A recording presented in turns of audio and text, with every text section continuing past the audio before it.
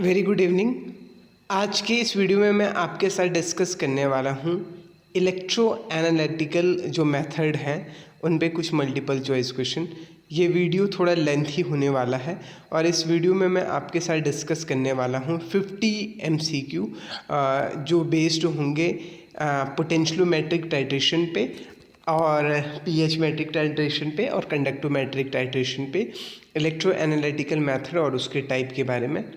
इस वीडियो के साथ मैं आपको डिस्क्रिप्शन बॉक्स में दो वीडियो के लिंक प्रोवाइड कर रहा हूं जिसमें मैंने थ्योरेटिकल तरीके से समझाने की कोशिश की है। एक बार आप उन वीडियो को भी देख लीजिए। और इस वीडियो को बनाने के लिए बहुत वक्त मुझे लगा है, तो अगर आपको ये काम पसंद आए तो ज़रूर बाकी लोगों तक भी शेयर कीजिए और चैनल को लाइक कीजिए, सब्सक्राइब कीजिए और अपना और एक बहुत ज़रूरी बात, प्लीज़ वीडियो को पूरा देखिए और डाउनलोड मत कीजिए, क्योंकि अगर आप डाउनलोड करते हैं तो वॉच टाइम जनरेट नहीं होता है। तो वीडियो को आप कंटिन्यूअस मैनर में देखें। तो हम स्टार्ट करते हैं इलेक्ट्रो एनालिटिकल मेथड। तो पहला सवाल है आपके पास, in electro analytical method we measure in electrochemical cell. Electro analytical method में हम क्या मेज़र करते हैं किसी इलेक्ट्रोकेमिकल सेल का? ऑप्शन ए है पोटेंशियल, ऑप्शन बी है करंट, ऑप्शन सी है both of this, option D है नन ऑफ दिस। तो बेसिकली इलेक्ट्रो एनालिटिकल मेथड का मतलब होता है एनालिसिस की ऐसी मेथड जिनमें इलेक्ट्रिसिटी यूज़ होती है। तो इलेक्ट्रो एनालिटिकल मेथड में हम किसी भी कंपाउंड का, किसी भी सब्सटेंस का हम इलेक्ट्रिक पोटेंशियल कैलकुलेट करते हैं और करंट कैलकुलेट करते हैं। तो यहाँ पे इस क्वेश्चन का करेक्ट आंसर है option number C, this is both of this. तो in electro analytical method we measure potential as well as current. So answer number C is correct option. दूसरा सवाल है, which of the following are regarded as electro analytical method. इनमें से किसको हम electro analytical method regard करते हैं, माना जाता है? ऑप्शन नंबर ए है पोटेंशियोमेट्रिक, दूसरा है कूलोमोमेट्रिक, तीसरा है वोल्टमेट्री, डी है ऑल ऑफ दिस। तो बेसिकली जो पोटेंशियोमेट्रिक है, कूलोमेट्री है, वोल्टमेट्री है, ये सभी इलेक्ट्रो एनालिटिकल मेथड के टाइप है। तो यहाँ पे जो करेक्ट आंसर है वो है option number D, that is correct answer. So potentiometric, coulometric और वोल्टमेट्री सब किसके टाइप होते हैं इलेक्ट्रो एनालिटिकल मेथड में? पोटेंशियोमेट्रिक में आप पोटेंशियल फाइंड आउट करते हैं, पोटेंशियल मेज़र करते हैं। कूलोमोमेट्री में आप इलेक्ट्रिक चार्ज कैलकुलेट करते हैं या फाइंड आउट करते हैं, और वोल्टमेट्री में आप वोल्टेज को फाइंड आउट करते हैं। अब जो तीसरा सवाल है, in electrochemical method we measure. Option number A है पोटेंशियल, ऑप्शन नंबर बी है करंट एंड कंसंट्रेशन, सी है केमिकल रिएक्टिविटी, डी है ऑल ऑफ दिस। तो बेसिकली इलेक्ट्रोकेमिकल जो मेथड होते हैं उनमें हम पोटेंशियल भी मेज़र करते हैं, करंट भी मेज़र करते हैं, कंसंट्रेशन भी मेज़र करते हैं, केमिकल रिएक्टिविटी भी मेज़र करते हैं। तो यहाँ पे जो करेक्ट आंसर है वो है आपका all of this. So in electro analytical method we measure potential, current, concentration, chemical reactivity of substance। so correct answer is option number D। चौथा सवाल जो आपका है, application of electro analytical method. Electro analytical method के क्या application है? Option number A है obtain thermodynamic data of reaction, option number B है स्टेबिलिटी ऑफ इंटरमीडिएट, सी है trace metal in organic species, D है ऑल ऑफ दिस। तो basically जो electro analytical method आपके होते हैं उनके क्या एप्लीकेशन है? उनका पहला एप्लीकेशन है कि उनसे आपको किसी भी केमिकल रिएक्शन का थर्मोडायनेमिक डाटा के बारे में पता चलता है। क्या पता चलता है? क्योंकि आप यहाँ से ये बता पाते हैं कि कोई रिएक्शन फिजिबल होगी या नहीं होगी। ऑप्शन नंबर बी है कि stability of intermediate. Electro analytical method आपको किसी भी इंटरमीडिएट की स्टेबिलिटी के बारे में भी बता देता है, और किसी भी ऑर्गेनिक स्पीसीज में ट्रेस मेटल क्या है उसके बारे में भी बता सकता है। तो यहाँ पे जो करेक्ट आंसर है वो है option number D is your correct answer. Now fifth सवाल जो है, bulk method among following. Bulk method among following, option number one है कंडक्टोमेट्रिक, ऑप्शन नंबर बी है pH metric, option number C है both of this, और D है none of this. तो basically जो इलेक्ट्रो एनालिटिकल मेथड होते हैं उनको हम दो तरीके से क्लासीफाई करते हैं, एक होता है बल्क मेथड और दूसरा होता है इंटरफेशियल मेथड। बल्क का मतलब होता है कि जो पूरे, बल्क का मतलब होता है एक लार्जर लेवल पे आप बात कर रहे हैं, और इंटरफेशियल का मतलब होता है कि जब आप किसी चीज़ की सरफेस के बारे में बात कर रहे हैं। अब मैं इसको समझाता हूँ। जैसे कंडक्टोमेट्रिक होगी तो आप कंडक्टेंस की बात जब कर रहे होंगे तो आप पूरे सॉल्यूशन की बात कर रहे होंगे, पूरी सॉल्यूशन की कंडक्टेंस की बात कर रहे होंगे, तो इसीलिए वो बल्क मेथड है। लेकिन जो पीएच मैट्रिक है, पीएच मैट्रिक आपका जो है वो इंटरफेशियल मेथड है, क्योंकि पीएच डिपेंड करेगा आपका जो सॉल्यूशन है, उस सॉल्यूशन में आपने जो इलेक्ट्रोड डाला है उस इलेक्ट्रोड पे डिपेंड करेगा। सो bulk method among is following is conductometric.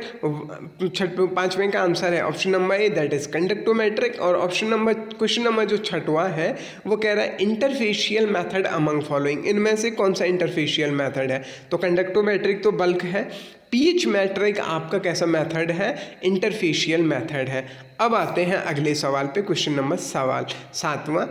Interfacial technique are divided in interfacial जो टेक्निक होते हैं उनको भी हम कितने तरीके से डिवाइड करते हैं। ऑप्शन है option number 2, option number A है 2, ऑप्शन नंबर बी है 3, ऑप्शन नंबर 4 सी है आपका 4, ऑप्शन नंबर डी है आपका 6। तो इंटरफेशियल जो मेथड होते हैं उसको हम दो तरीके से क्लासीफाई करते हैं, एक होता है स्टैटिक और दूसरा होता है आपका डायनेमिक। तो यहाँ पे करेक्ट आंसर हो गया आपका 2, आंसर हो गया है 2। तो स्टैटिक क्या हुआ और आपका डायनेमिक क्या हुआ, इसको अभी बता रहे हैं। The value of current remain dash dash during static technique. Interfacial method मैंने आपको दो तरीके के बताए, एक होता है स्टैटिक और दूसरा होता है डायनेमिक। स्टैटिक में आपकी जो करंट होती है उसकी वैल्यू क्या होती है, कांस्टेंट होती है, या पोटेंशियल की वैल्यू क्या होती है, कांस्टेंट होती है। तो यहाँ पे करेक्ट ऑप्शन क्या है, ऑप्शन नंबर 1 है। Static in value of current remain dash dash during static technique, option number 1 है कांस्टेंट, ऑप्शन नंबर बी है चेंजेबल, सी है डिपेंड अपॉन सिचुएशन, डी है नन ऑफ दिस। तो बेसिकली जो करंट की वैल्यू होती है वो स्टैटिक टेक्निक में क्या होती है, कांस्टेंट। तो करेक्ट आंसर क्या है, करेक्ट ऑप्शन है ऑप्शन नंबर ए। यहाँ पे क्या है, के ए का है, कांस्टेंट है यहाँ पे। नौवां सवाल है static electro analytical method among following.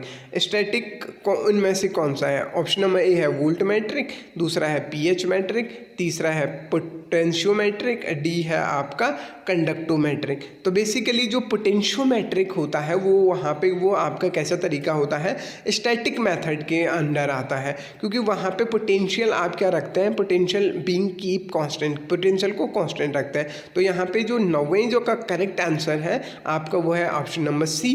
Potentiometric के केस में आपको ये रखना है कि पोटेंशियल क्या रखा जाएगा, कांस्टेंट रखा जाएगा। 10वां सवाल है in dynamic electro analytical method the value of potential remains. अब जो मैंने दो तरीके के इंटरफेशियल मेथड बताए थे आपको, स्टैटिक्स और डायनेमिक। तो डायनेमिक वाले में क्या होता है आपका कि जो आपका पोटेंशियल होता है उसकी वैल्यू फिक्स भी हो सकती है और वेरिएबल भी हो सकती है। तो ऑप्शन नंबर ए है फिक्स, ऑप्शन नंबर बी है वेरिएबल। तो दोनों ही ऑप्शन करेक्ट है। तो यहाँ पे लेकिन एक तीसरा ऑप्शन, ऑप्शन नंबर सी है, जो इसमें वो कह रहा है बोथ ऑफ दिस। तो option number C is correct. Dynamic electro analytical method में पोटेंशियल की वैल्यू आपकी फिक्स भी हो सकती है और चेंज भी हो सकती है। तो option number C is correct one. Now 11th question है dynamic electro analytical method among following. Dynamic electro analytical method कौन सी। ऑप्शन नंबर ए है वोल्टमेट्री, दूसरा है एम्पियरोमेट्री, तीसरा है कूलोमेट्री, डी है ऑल ऑफ दिस। तो बेसिकली वोल्टमेट्री, एम्पियरोमेट्री, कूलोमेट्री ये सब मेथड जो हैं ये डायनेमिक इलेक्ट्रो एनालिटिकल मेथड में आते हैं। तो यहाँ पे करेक्ट आंसर है option number D is your correct answer. 12वां सवाल है we can not control simultaneously. हम क्या कंट्रोल नहीं कर सकते हैं। ऑप्शन नंबर ए है करंट, बी है पोटेंशियल, सी है बोथ ऑफ दिस, डी है नन ऑफ दिस। तो बेसिकली आप या तो पोटेंशियल को कंट्रोल कर सकते हैं या तो आप करंट को कंट्रोल कर सकते हैं। ऐसा नहीं हो सकता है कि आप करंट और पोटेंशियल दोनों को एक साथ कंट्रोल करते हो। तो यहाँ पे जो सी है, ऑप्शन नंबर सी क्या है, वो है आपका करेक्ट आंसर है। We can not control simultaneously both of this current and your potential. So option number C क्या है, करेक्ट आंसर है। अब यहाँ पे देखिए ये वाला सवाल, ये वाला दिखा रहा हूँ मैं आपको, ये चार्ट मैंने यहाँ पे। इंटरफेशियल मेथड दो तरीके के हो गए, स्टैटिक हो गया, डायनेमिक हो गया। स्टैटिक्स में आई की वैल्यू ज़ीरो होगी, डायनेमिक में आई नॉन जीरो होगा। आई जब ज़ीरो होगा उसको पोटेंशियोमेट्रिक कहते हैं, उसमें आप ईएमएफ कैलकुलेट करते हैं। जब आई नॉन जीरो होगा तो वहाँ पे कंट्रोल पोटेंशियल हो सकता है या कंट्रोल करंट हो सकता है। जब control I is equal to zero होता है, कंट्रोल करंट होता है, तो उसको कूलोमेट्री कहते हैं। और जब कंट्रोल पोटेंशियल होता है तो वो भी अलग अलग तरीके से यहाँ पे डिफाइन कर सकते हैं। इसका आप स्क्रीनशॉट लेके इसको समझ सकते हैं ना। अगले सवाल पे चलते हैं। अब हम डिस्कस करेंगे पोटेंशियोमेट्रिक टाइट्रेशन। अभी तक हम डिस्कस कर रहे थे type of electro analytical method, अब दूसरा हिस्सा है पोटेंशियोमेट्रिक टाइट्रेशन पे। तो पोटेंशियोमेट्रिक टाइट्रेशन 11वां सवाल है, when metal ion is placed in its solution potential difference arises due to. जब किसी मेटल को उसके सॉल्यूशन में रखा जाता है तो पोटेंशियल डिफरेंस क्रिएट होता है। वो किसकी वजह से क्रिएट होता है? ऑप्शन नंबर ए है metal ion lose its electron to solution, metal अपने इलेक्ट्रॉन सॉल्यूशन में लूज करता है, option number A. Option number B कह रहा है metal ion acquire electron from solution, option number B. Option number C है both A and B, और D है नन ऑफ दिस। तो बेसिकली जब मेटल आयन को उसके सॉल्यूशन में रखा जाता है तो दो चीज़ें हो सकती है। या तो ये हो सकता है कि मेटल अपने इलेक्ट्रॉन लूज करे, मतलब मेटल सॉल्यूशन को इलेक्ट्रॉन दे, वो ऑक्सीडाइज हो जाए, या मेटल सॉल्यूशन से इलेक्ट्रॉन खाए, मतलब वो रिड्यूस हो जाए। तो दोनों ही पॉसिबिलिटी यहाँ पे पॉसिबल है। तो option number C both A and B are correct one. 12वां सवाल है, potentiometer as a device which is used to measure potential difference between. Potentiometer एक डिवाइस होती है जो क्या मेजर करती है?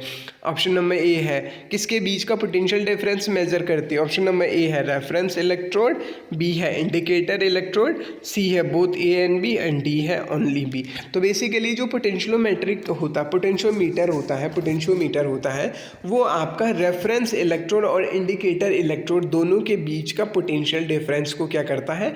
मेजर करता। तो अगेन यहाँ पे करेक्ट आंसर है option number C, that is both A and B. तो बेसिकली जब आप इस तरीके के सवाल को सॉल्व कर रहे होते हैं तो आप अपने साथ एक पेन और एक कॉपी उठाइए और नोट्स प्रिपेयर कीजिए, क्योंकि जब आखिरी दिन आप एग्ज़ाम दे रहे होंगे तो तब आपको ये लगेगा कि बहुत सारी चीज़ें रिवाइज करनी होगी।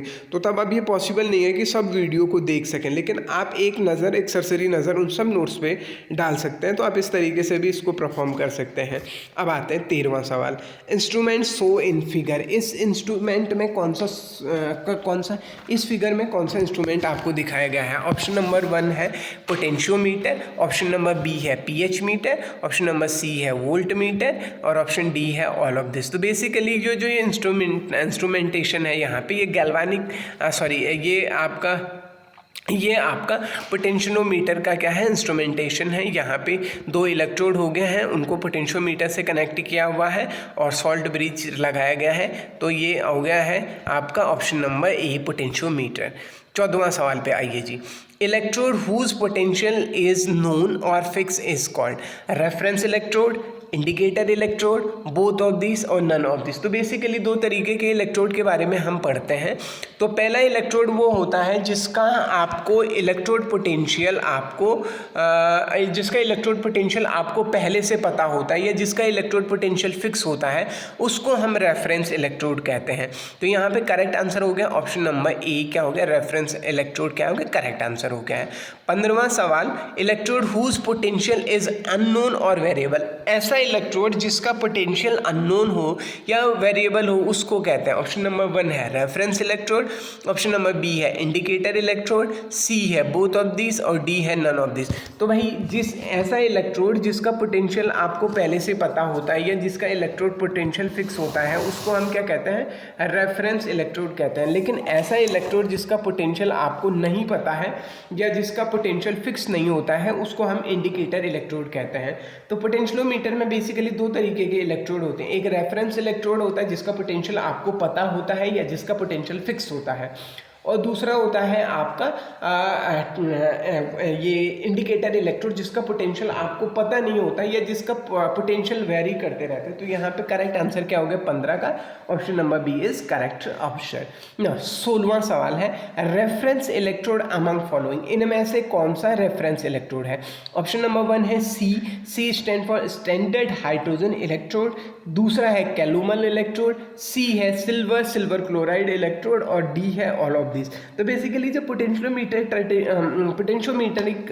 की आप बात करेंगे तो वहाँ पे आप स्टैंडर्ड हाइड्रोजन इलेक्ट्रोड हो गया, कैलुमल इलेक्ट्रोड हो गया या सिल्वर क्लोराइड इलेक्ट्रोड हो गया है, इन सभी को आप बतौर रेफरेंस इलेक्ट्रोड इस्तेमाल कर सकते हैं। तो यहाँ पे करेक्ट आंसर हो गया 16 का, option number D, all of this are correct option. Now question number 17, indicator electrode among following, metal electrode, option number A, option number B hydrogen electrode, option number C glass membranes electrode, D all of this. तो basically जो indicator electrode होगा वो metal electrode हो सकता है, hydrogen electrode हो सकता है, ग्लास मेम्ब्रेन्स इलेक्ट्रोड हो सकता है। तो यहाँ पे जो करेक्ट आंसर है वो है आपका ऑप्शन नंबर डी। तो मतलब हो गया क्वेश्चन नंबर 16 और क्वेश्चन नंबर 17 दोनों के करेक्ट आंसर क्या है, ऑप्शन नंबर डी है। अब एक टेबल पे आते हैं, इलेक्ट्रोड की बात करें अगर तो रेफरेंस इलेक्ट्रोड कौन कौन से हो सकते हैं? स्टैंडर्ड हाइड्रोजन इलेक्ट्रोड हो सकता है, कैलुमल इलेक्ट्रोड हो सकता है, सिल्वर क्लोराइड इलेक्ट्रोड हो सकता है, और इंडिकेटर इलेक्ट्रोड कौन कौन से होते हैं? मेटल इलेक्ट्रोड हो सकते हैं, हाइड्रोजन इलेक्ट्रोड हो सकता है, क्विनी हाइड्रोन इलेक्ट्रोड हो सकता है या ग्लास मेम्ब्रेन्स इलेक्ट्रोड हो सकता है। ये सभी इलेक्ट्रोडों के नाम है, आप एक बार इसको नोट कर लीजिए ना। नेक्स्ट है electron potential for standard hydrogen electrode and electron volt. अभी मैंने आपको कहा स्टैंडर्ड हाइड्रोजन इलेक्ट्रोड क्या है। अगर स्टैंडर्ड हाइड्रोजन इलेक्ट्रोड आपका क्या होता है? रेफरेंस इलेक्ट्रोड होता है। और रेफरेंस इलेक्ट्रॉन क्या होता है? रेफरेंस इलेक्ट्रोड वो होता है जिसका पोटेंशियल क्या होता है? फिक्स होता है या नॉन होता है। तो मतलब स्टैंडर्ड हाइड्रोजन इलेक्ट्रोड का पोटेंशियल फिक्स होना चाहिए, वो हमेशा फिक्स होना चाहिए। तो इसका पोटेंशियल क्या होगा? ऑप्शन नंबर 1 है 0, ऑप्शन नंबर बी है 0.45, ऑप्शन नंबर सी है 1.9, डी है नन। तो बेसिकली स्टैंडर्ड हाइड्रोजन इलेक्ट्रोड का जो इलेक्ट्रोड पोटेंशियल होता है वो 0 होता है। तो ऑप्शन नंबर ए ही यहाँ पे करेक्ट आंसर है। Now question number 19, C standard hydrogen electron can be use as a cathode, option number A, as a anode, option number B, option number C है बोथ ऑफ दिस और D है none of this. तो basically जो standard hydrogen electrode होता है, आपने 11th-12th में भी पढ़ा होगा कि आप उसको बतौर कैथोड की तरह भी इस्तेमाल कर सकते हैं और आप उसको एनोड की तरफ भी इस्तेमाल कर सकते हैं। तो you can use as a cathode also, you can use as a anode also. So here is correct answer is option number C, that is both of this. ना नेक्स्ट इज 20वां सवाल है correct statement about calomel electrode. Calomel electrode के बारे में अब देखिए, मैंने एक और इलेक्ट्रोड आपको बताया था जो रेफरेंस की तरह काम करेगा, वो कैनुमल इलेक्ट्रोड है। कैनुमल इलेक्ट्रोड के बारे में कौन सा कथन सही है? ऑप्शन नंबर ए है most commonly used electrode in potentiometric में calomel electrode most commonly use electrode होता है, बिल्कुल सही बात। Tube of 5 to 10 centimetre long and 0.5 to 1 diameter, मतलब जो ट्यूब की जो डायमीटर होगी वो 0.5 से लेकर 1 सेंटीमीटर डायमीटर का होगा और आपका 5 से 10 सेंटीमीटर वो लंबा होगा। तीसरा ऑप्शन है tube is filled with the paste of HgCl2 in KCl solution, और डी है ऑल ऑफ दिस। तो बेसिकली जो कैनुमल इलेक्ट्रोड जो होता है वो most commonly use electrode reference electrode होता है पोटेंशियोमेट्रिक में। वो उसमें जो ग्लास की जो ट्यूब होती है वो 5 से 10 सेंटीमीटर लंबी और 0.5 से 1 सेंटीमीटर डायमीटर की होती है, और उस ट्यूब के अंदर आप HgCl2 का पेस्ट रखते हैं। तो यहाँ पे जो करेक्ट ऑप्शन है option number D are correct option, that is all of this. Electrode potential of calomel electrode, so option number A is 0, option number B is 0.45, C is 0.224 and D none of this. तो मैंने कहा था again कि आपका जो कैनुमल electrode होता है वो आप एज ए बतौर रेफरेंस इलेक्ट्रोड यूज़ करते हैं, तो उसका इलेक्ट्रोड पोटेंशियल क्या होना चाहिए? फिक्स होना चाहिए। तो उसकी फिक्स वैल्यू कितनी होती है? 244। सो यहाँ पे करेक्ट आंसर है ऑप्शन नंबर सी। ना ये कैनोमल इलेक्ट्रोड का मैं आपको फिगर दिखा रहा हूँ। ये कैनोमल इलेक्ट्रोड दोनों का फिगर आप यहाँ पे देख लीजिए।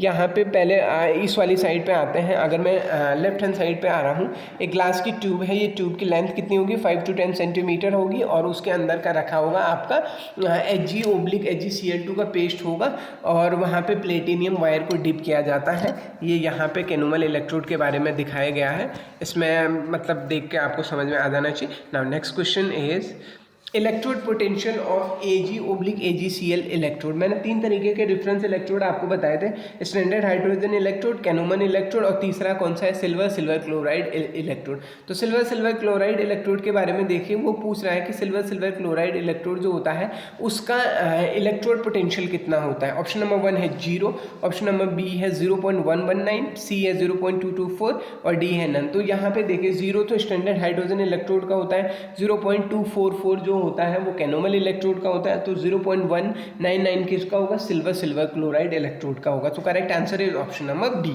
ना क्वेश्चन नंबर 23 है correct statement regarding AgAgCl electrode. AgAgCl silver chloride electrode के बारे में क्या सही बात है? ऑप्शन नंबर ए है silver wire is coated with AgCl। Silver wire को AgCl के पेस्ट से कोट किया जाता है। ऑप्शन नंबर ए कोटिंग में भी इलेक्ट्रोप्लॉटिंग और फिजिकल तरीके से कर सकते हैं। Option number B coating is place at 1 molar AgCl solution and D all are correct. So यहाँ पे जो ऑप्शन नंबर डी है वो करेक्ट ऑप्शन है। ऑल आर मतलब ये सिल्वर क्लोराइड इलेक्ट्रोड के बारे में जितनी भी बातें अभी तक आपको बताई गई हैं वो सब क्या है?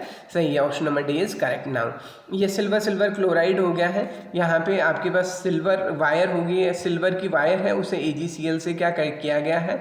सिल्वर क्लोराइड से पेस्ट किया गया है और उसको KCl के सॉल्यूशन में रखा गया है। तो ये यहाँ पे इलेक्ट्रोड का फिगर भी मैंने आपको दिखा दिया है।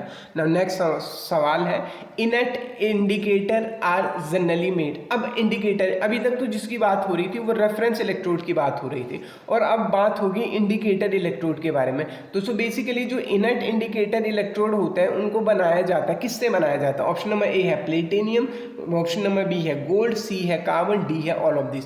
तो बेसिकली जो इंडिकेटर इलेक्ट्रोड होते हैं इनर्ट वाले, तो उनको हम प्लेटिनियम से भी बना सकते हैं, गोल्ड से भी बना सकते हैं, कार्बन से भी बना सकते हैं। तो option number D all is correct. Option number D is correct. Now question number 25 in glass membranes indicator electrode membranes is generally. अब दूसरा जो रेफरेंस इंडिकेटर इलेक्ट्रोड था जो आपका वो था ग्लास मेम्ब्रेन। तो उसमें मेम्ब्रेन्स किससे बनाते हैं? Na2O से, SiO2 के साथ, Al2O3 के साथ या Si ऑल ऑफ दिस। तो आपको यहाँ पे जो करेक्ट आंसर है वो है option number D, that is, और इन सभी से आप बना सकते हैं। ओके ये अब हो गया है। अब टाइट्रेशन की बात करेंगे, ये पोटेंशियोमेट्रिक टाइट्रेशन की बात करेंगे। जरा ध्यान से देखो, ये WE लिखा गया है वो वर्किंग इलेक्ट्रोड है जिसको हम इंडिकेटर इलेक्ट्रोड कह रहे हैं, और RE का मतलब हो गया रेफरेंस इलेक्ट्रोड हो गया। रेफरेंस की जगह पे आप कोई भी रख सकते हैं, आप स्टैंडर्ड हाइड्रोजन इलेक्ट्रोड रख सकते हैं, आप कैनोमल इलेक्ट्रोड रख सकते हैं, या फिर आप क्या रख सकते हैं? सिल्वर क्लोराइड रख सकते हैं। और देखिए ये बीकर हो गया है जिसमें ये थोड़ा ग्रीनिश या पैरोट वाला कलर वाला जो वो एनालाइट है, और ऊपर से जो टाइट्रेंट आप डालेंगे तो टाइट्रेंट डालने पे जो कलर चेंज होगा वो एंड पॉइंट होगा। अब इस पे सवाल करते हैं। Okay number of potentiometric titration. आप पोटेंशियोमेट्रिक टाइट्रेशन कितने तरीके के होते हैं? ऑप्शन नंबर ए है 2, ऑप्शन नंबर बी है 4, ऑप्शन नंबर सी है 6, ऑप्शन नंबर डी है 5। तो बेसिकली जो पोटेंशियोमेट्रिक टाइट्रेशन होते हैं आपके वो 4 तरीके के होते हैं। So option number B is correct answer. और वो कौन कौन से होते हैं उस पर आते हैं। क्वेश्चन नंबर 27 है पोटेंशियोमेट्रिक टाइट्रेशन अमंग फॉलोइंग। इनमें से कौन सा पोटेंशियोमेट्रिक टाइट्रेशन है? ऑप्शन नंबर 1 है ऑक्सीडेशन रिडक्शन टाइट्रेशन, बी है कॉम्प्लेक्सोमेट्रिक टाइट्रेशन, सी है न्यूट्रलाइजेशन टाइट्रेशन, डी है प्रेसिपिटेशन टाइट्रेशन। सो बेसिकली जो ये 4 तरीके हैं, ये 4 तरीके के कॉम्प्लेक्सोमेट्रिक टाइट्रेशन होता है। उनमें से ऑक्सीडेशन रिडक्शन टाइट्रेशन हो गया, कॉम्प्लेक्सोमेट्रिक टाइट्रेशन हो गया, न्यूट्रलाइजेशन टाइट्रेशन हो गया और प्रेसिपिटेशन टाइट्रेशन हो गया। So correct answer is option number D, E all of this. Now question number 28वां है correct statement about precipitation titration. Precipitation titration के बारे में क्या सही कथन है? ऑप्शन नंबर ए है slightly soluble PPT is form, option number A based upon silver using silver nitrate, option number B C है very good method to determine halogen ion and metal ion, और D all are correct. तो basically जो precipitation titration होता है उसके लिए कुछ condition है कि भाई आपकी जो स्लाइटली सॉल्यूबल पीपीटी बननी चाहिए वो बेस्ड होता है सिल्वर नाइट्रेट सॉल्यूशन पे, और ये बहुत बढ़िया मेथड है हैलोजन आयन के कंसंट्रेशन को किसी में भी डिटरमाइन करने के लिए या मेटल आयन के कंसंट्रेशन को डिटरमाइन करने के लिए। सो ऑप्शन नंबर डी जो है all are correct. Now question number 29वां सवाल है condition for precipitation titration. Precipitation titration का मतलब क्या है, का की कंडीशन क्या है? PPT must be insoluble, PPT क्या होनी चाहिए? इनसॉल्युबल होनी चाहिए, और PPT must be form rapidly, PPT बहुत जल्दी बननी चाहिए, और ऐसी पीपीटी बने जिससे एंड पॉइंट आप इजीली कैलकुलेट कर सकते हैं। डी हो गया ऑल ऑफ दिस। सो यहाँ पे जो करेक्ट आंसर है वो ऑप्शन नंबर डी क्या है? करेक्ट आंसर है, क्योंकि कंडक्टोमेट्रिक प्रेसिपिटेशन जो टाइट्रेशन है उसके लिए कंडीशन क्या है कि पीपीटी इनसॉल्युबल होनी चाहिए, पीपीटी जल्दी बननी चाहिए, एंड पॉइंट आसानी से निकाला जाए। 30वां सवाल है precipitation occurs when ionic product is greater than the solubility product, B है ionic product is smaller than the solubility product, C है ionic product is equal than solubility product, D है ऑल ऑफ दिस। तो basically precipitation क्यों होता है? जब ionic product ज़्यादा हो जाता है सॉल्युबिलिटी प्रोडक्ट से, जब आयनिक प्रोडक्ट ज़्यादा होगा सॉल्युबिलिटी प्रोडक्ट से, तो तब क्या होगी? आपकी पीपीटी फॉर्म होगी। सो यहाँ पे करेक्ट आंसर है आपका ऑप्शन नंबर ए क्या है? आपका करेक्ट आंसर है। नाउ नेक्स्ट सवाल है आपका प्रेसिपिटेशन ऑकर्स व्हेन, यहाँ पे ये फिर से वही सवाल है, डू नॉट ऑकर होना चाहिए था यहाँ पे, ऑप्शन नंबर बी करेक्ट होता। 32वां सवाल पे आउट है end point in complexometric titration is change in colour, change in conductance, change in reactivity, D all of this. तो कॉम्प्लेक्सोमेट्रिक जो टाइट्रेशन होता है उसका एंड पॉइंट होता है आपका चेंज इन जो कलर होता है, वो कॉम्प्लेक्सोमेट्रिक टाइट्रेशन का क्या होता है? एंड पॉइंट होता है। ठीक है जी। ओके, नेक्स्ट सवाल हो गया है complex are form by interaction of. Complex किस किस के इंट्रैक्शन से बनते हैं? ऑप्शन नंबर ए है मेटल आयन, बी है ligand, C both A and B, D है नन ऑफ दिस।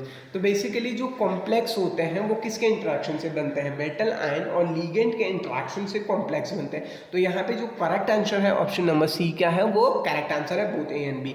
34वां सवाल है complexometric titration is used to find. Complexometric titration का इस्तेमाल आप क्यों करते हैं? To find different metal ion, अलग अलग डिफरेंट मेटल आयन को निकालने के लिए, to find electrode potential, to find absolute configuration of metal, D है ऑल ऑफ दिस। लेकिन इस बार ऑल ऑफ दिस आंसर नहीं है। तो कॉम्प्लेक्सोमेट्रिक टाइट्रेशन का इस्तेमाल हम को दो अलग अलग मेटल आयंस को निकालने के लिए करते हैं। तो यहाँ पे करेक्ट आंसर है ऑप्शन नंबर ए। नाउ नेक्स्ट सवाल है titration which is used for water treatment. Water treatment के लिए कौन से टाइट्रेशन का इस्तेमाल किया जाता है? ऑप्शन नंबर 1 है कॉम्प्लेक्सोमेट्रिक टाइट्रेशन, बी है प्रेसिपिटेशन टाइट्रेशन, सी है एसिड बेस्ड टाइट्रेशन, डी है नन ऑफ दिस। तो बेसिकली जो कॉम्प्लेक्सोमेट्रिक टाइट्रेशन हो गया उसका उसी की प्रिंसिपल का इस्तेमाल करते हुए हम वाटर की हार्डनेस को दूर करते हैं, इसीलिए यहाँ पे वो वाटर ट्रीटमेंट में यूज़ होता है। तो कॉम्प्लेक्सोमेट्रिक टाइट्रेशन जिसका इस्तेमाल वाटर ट्रीटमेंट में होता है वो हो गया है आपका option number A, that is complexometric titration. Now 36 सवाल है editor form stable complex with calcium, option number B magnesium, सी है बोथ ऑफ दिस, डी है नन ऑफ दिस। तो बेसिकली जो एडिटर होता है वो कैल्शियम और मैग्नीशियम दोनों के साथ स्टेबल कंपाउंड बनाता है। बेसिकली जो वाटर की जो हार्डनेस होती है वो कैल्शियम और मैग्नीशियम के सॉल्ट की वजह से होती है। तो अब एडिटर जो क्या करता है कैल्शियम और मैग्नीशियम के सॉल्ट को क्या करता है? बाइंड कर देता है। तो इस तरीके से एडिटर स्टेबल कॉम्प्लेक्स बनाता है किसके साथ? कैल्शियम और मैग्नीशियम के साथ। तो यहाँ पे करेक्ट आंसर हो गया option number C, that is correct answer. Now 37वां सवाल है titration method for determine the concentration of acid base. Acid base का मतलब किसी भी कॉम्प्लेक्स में आपको एसिड का कंसंट्रेशन फाइंड आउट करना है या बेस का कंसंट्रेशन फाइंड आउट करना है, तो उसके लिए कौन सा मेथड है? ऑप्शन नंबर ए है कॉम्प्लेक्सोमेट्रिक टाइट्रेशन, बी है प्रेसिपिटेशन टाइट्रेशन, सी है एसिड बेस टाइट्रेशन, डी है नन ऑफ दिस। तो बेसिकली एसिड बेस टाइट्रेशन है, उसका इस्तेमाल आप करते हैं किसके लिए? किसी भी एसिड या बेस का कंसंट्रेशन फाइंड आउट करने के लिए। नाउ 38वां सवाल है end point in acid base titration. Acid base titration का एंड पॉइंट क्या होता है? ऑप्शन नंबर ए है change in colour of indicator, option number B है change in conductance, C in change in reactivity, D of this. तो जो आपका acid base titration में जिस इंडिकेटर को आप इस्तेमाल कर रहे हैं, अगर उस इंडिकेटर का कलर चेंज हो गया है तो वो किसको इंडिकेट करता है? वो आपका एंड पॉइंट को इंडिकेट करता है। यहाँ पे ऑप्शन नंबर ए क्या हो गया? करेक्ट आंसर हो गया। नाउ अब हम पीएच मैट्रिक डिस्कस करेंगे। ओके, ये पीएच मैट्रिक का इंस्ट्रूमेंट हो गया, आपने इसको भी देखा भी होगा ना। 39वां सवाल है 39, correct statement about pH metric titration. It is pH is negative logarithm of hydrogen ion. Option number A, pH जो होता है वो नेगेटिव लॉगरिथम होता है हाइड्रोजन आयन का। ऑप्शन नंबर बी है pH meter is use for determining pH. Option number B. Option number C है glass electrode and calomel electrode are 2 electrode. D है ऑल ऑफ दिस, डी है all of this. ठीक है, 40वां D यहाँ पे correct answer है। 40वां सवाल, which of the technique is use to measure EMF. इनमें से किस टेक्निक से आप ईएमएफ फाइंड आउट करते हैं? ऑप्शन नंबर ए है एसिड बेस टाइट्रेशन, बी है mass spectroscopy, option number C है टीजीसी, डी है पोटेंशियोमेट्रिक। तो पोटेंशियोमेट्रिक से भी आप किसी भी कंपाउंड का ईएमएफ कैलकुलेट कर सकते हो, तो डी है यहाँ पे करेक्ट आंसर। तो यहाँ पे जरा इसको देख लीजिए, table showing different pH value sample.